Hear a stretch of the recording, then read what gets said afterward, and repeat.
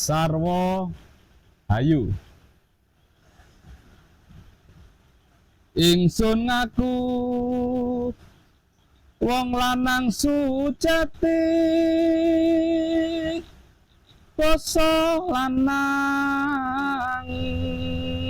sujati temenan. Wadiku apa dapure,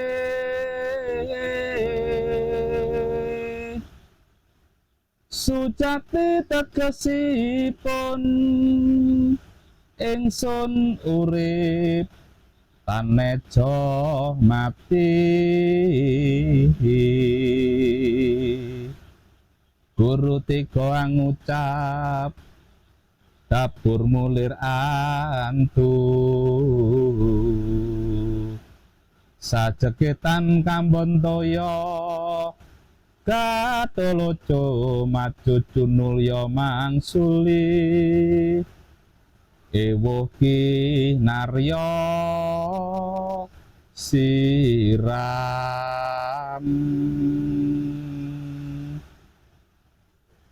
Yang barusan saya tembangkan tadi itu berasal dari serat Gatoloco pupuh kedua Dandang Gula Podo atau alinea ke-19. Nah, di sini cukup menarik karena apa? Di sini Gatoloco menerangkan atau mengakui bahwasanya dirinya itu adalah lanang sujati. Sebelum kita masuk ke sini, apakah yang dimaksud dengan lanang sujati?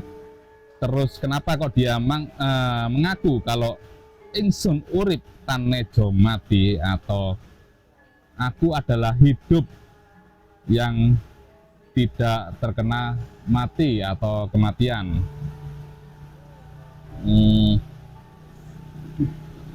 Di sini kita harus mengetahui dulu falsafah ketuhanan Jawa kuno, karena serat Gatoloco ini ditulis dengan pola-pola Jawa kuno, walaupun dia bernafaskan tasawuf Islam Jawa, tetapi pola-polanya adalah pola-pola Jawa kuno.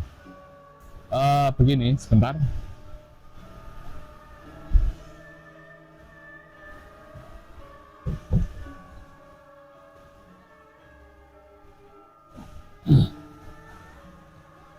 Apa yang saya terangkan ini mengenai falsafah ketuhanan Jawa kuno tertulis dalam catatan leluhur kita, yaitu dalam Merontal Sang Hyang Tatwajenana Nirmala.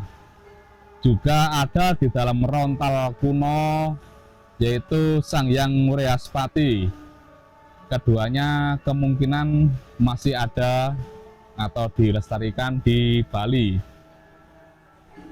Oke, langsung saja saya terangkan apakah itu lanang sujati. Nah, di dalam falsafah Jawa kuno, semesta ini berasal dari satu titik. Nah, titik ini dianggap sebagai Tuhan atau Sang Hyang Paramasiwa. Kenapa kok berasal dari satu titik? Jadi titik ini jangan pernah dibayangkan sebagai titik yang berada di ruangan. Bukan seperti itu. Justru ruangan apapun, kosong maupun isi, ini berada dalam titik itu. Disebut dengan Sang Hyang Paramasiwa atau Tuhan yang masih belum beraktivitas, masih belum ada kehendak, diam dalam keabadiannya, dan dia disebut dengan Nirguna Brahman atau Tuhan yang masih belum menjalankan fungsinya. Nah, kemudian ketika Paramasiwa atau Tuhan ini berkehendak untuk mencipta, maka Tuhan yang sudah berkehendak ini, maka dia disebut dengan Sadasiwa, Tuhan yang sudah memiliki kemauan, yang sudah memiliki kehendak untuk supaya dirinya bisa lebih dikenali. Sadasiwa ini merupakan perwujudan atau penyempitan atau penyederhanaan dari Paramasiwa itu sendiri. Nah, ketika Sadasiwa ini mempersempit dirinya sendiri, maka keseimbangan total menjadi terguncang. Maka supaya seimbang, karena dia mengecil harus ada yang mengisi sisanya, yaitu sisanya itu diisi oleh bayangannya sendiri yang disebut dengan Sang Hyang Maya. Maya sendiri artinya kan bayangan, atau juga bisa dikatakan dengan ilusi. Jadi Maya sendiri ini sifatnya itu tidak hidup sebenarnya. Tidak hidup, hidupnya sendiri tergantung dari gerak atau aktivitas dari Tuhan. Anda bisa bayangkan, bayangan kan gerakannya kan menyesuaikan dengan diri kita. Bayangan kita sendiri kan, kita mau bergerak seperti apa ya, bayangan itu juga bergerak seperti itu. Mungkin sebagai analogi ya, seperti itu. Tapi jangan dibayangkan seperti itu juga, karena ini tidak bisa dibayangkan, tidak bisa diserupakan seperti apapun tan kenoyo kinoyo ngopo. Jadi ini hanya perumpamaan supaya kita lebih mudah untuk memahaminya, lebih mudah untuk memikirkannya. Jadi di sini Tuhan sudah memperkecil dirinya menjadi Sadasiwa beserta bayangannya sendiri yang disebut Maya Tatwa, Sang Hyang Maya. Nah, Sadasiwa ini merupakan cikal bakal atau sumber-sumber dari atma, dari roh, atau dari daya hidup dari seluruh apa yang ada di alam semesta ini. Kemudian bayangannya sendiri atau Sang Hyang Maya itu menjadi sumber atau cikal bakal dari material atau materi, yaitu cikal bakal dari penyusun kebendaan-kebendaan yang ada di alam semesta ini. Bisa dikatakan itu atom atau apa namanya subatom atau apapun, intinya itu cikal bakal dari kebendaan itu. Nah, ketika keduanya itu bercampur,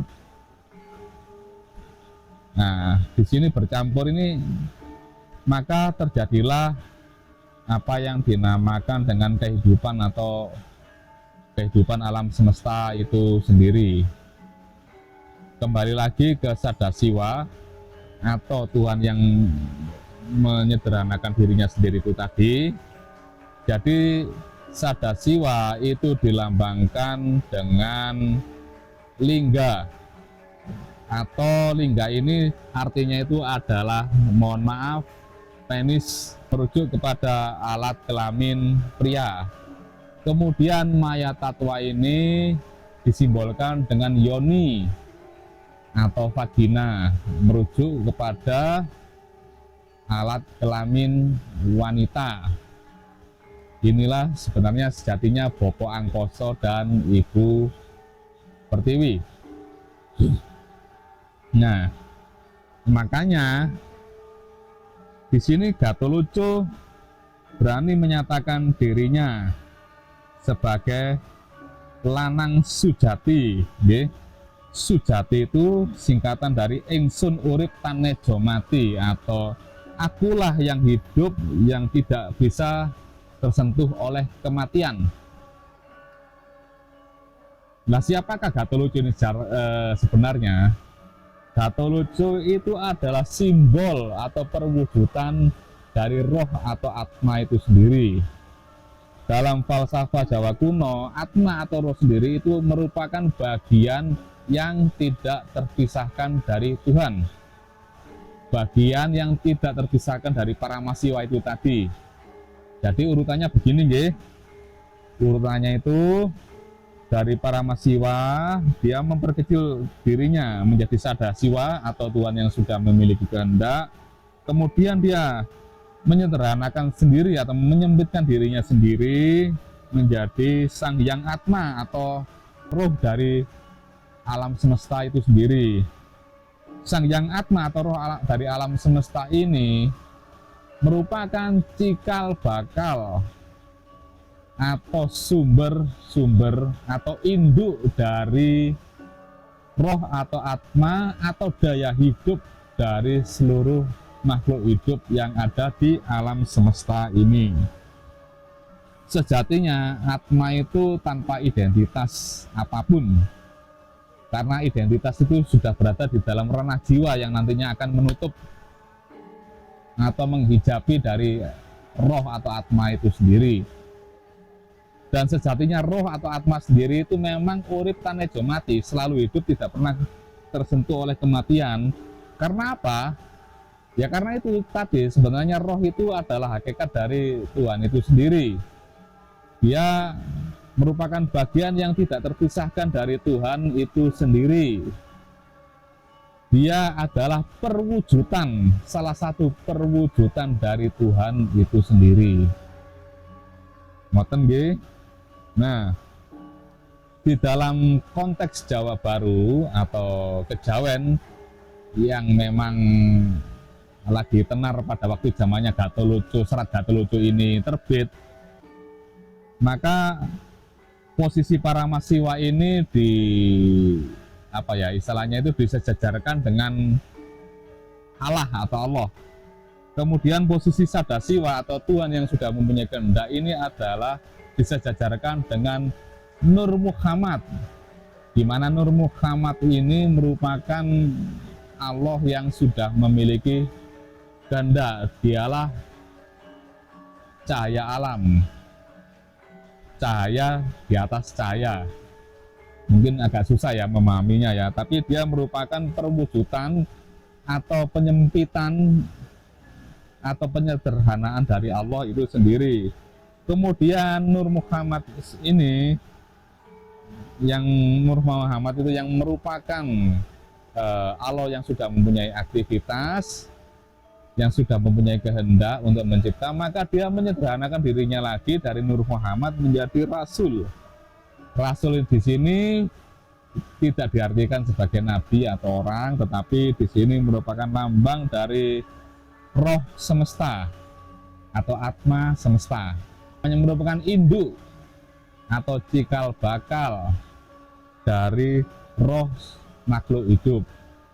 Di dalam ajaran Jawa Dipa atau Jawa kuno sebelum Siwa dan Buddha masuk, di sini juga ada